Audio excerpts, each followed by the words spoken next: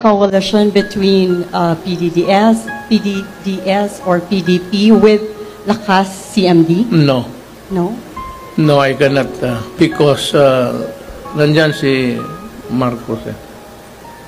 Hindi ako believe siya na he's really a weak leader. Kaya ako sabi ko, totoo yan, hindi ako naninira ng tao.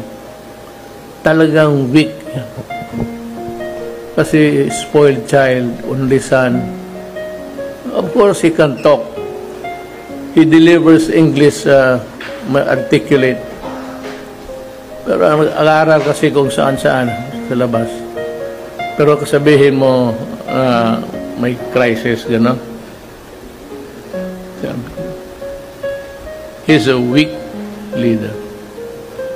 At saka may bagahe siya. Noon nga yung sinasabi ko sa inyo. Totoo yan. I do not voice lies.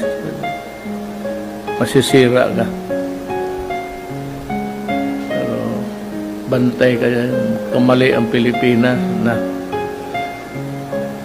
I'm not saying mas maghusay ako. Maybe magkaroon silang maraming pera, may magpahiram, or mga loans ng